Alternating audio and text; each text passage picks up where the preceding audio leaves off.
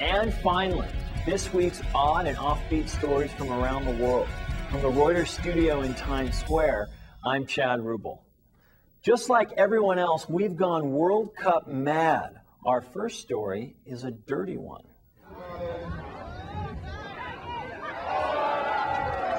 16 teams came together on the mudflats of the Alba River to compete in the World Mud Football Cup. No bicycle kicks here. Players had trouble simply moving around the field.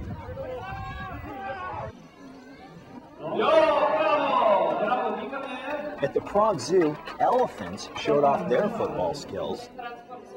Shanti took to the pitch like a pro. The 47-year-old Gulab needed a bit of a poke to get into the spirit. All the players enjoyed a nice post-practice soak. And for only the most die-hard fan, a car shaped like a football. Sudhakar spent 10 months designing and building his car, which is approved for use on the highway and the shopping mall, apparently. For some, expressing love of the beautiful game is best done in song.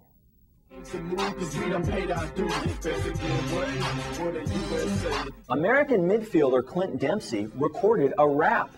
Don't tread on this. But we starting to teach, cause we stood in the shadows. Now you can see, haters wanna hate. But man, I'm feeling great thanks to soccer. I'm around more ice than a hockey skate.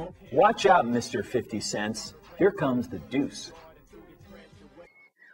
And for music lovers of a different kind, the Barmy Sheep have recorded a rendition of Land of Hope and Glory to inspire the English players and their supporters.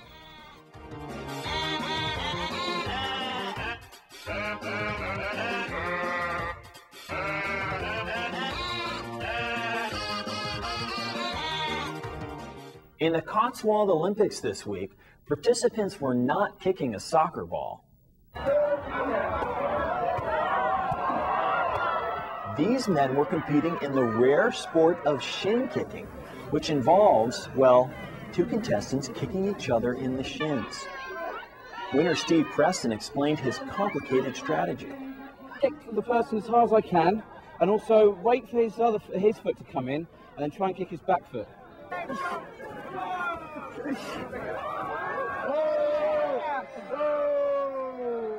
And finally, a story that has nothing to do with football. Who doesn't love baby tigers? 4 new tiger cubs, 2 female and 2 male, delighted visitors at Argentina's Luján Zoo. The zookeepers and some bold parents encourage human-tiger interaction from an early age. At least one visitor was upset when the cubs left. Seems they were more interested in being with their mommy, Tatiana. Do you? Haiku? Well, if you do haiku, this week we're running a haiku competition. Send us your haiku poem based on or loosely inspired by any of our current or past stories. Now, just so you don't have to dig out your high school poetry book, a haiku poem is essentially 3 lines, 5 syllables, 7 syllables, 5 syllables, and it doesn't have to rhyme. Here's an excellent example. Muddy soccer ball, elusive and beguiling, like a World Cup dream. The winning entrant will receive a copy of Reuters' Oddly Enough book. Their haiku will be read on our show next week and posted in Bob Basler's Oddly Enough blog. Send entries by Tuesday, June 13th to end finally at Reuters.com. See you next time.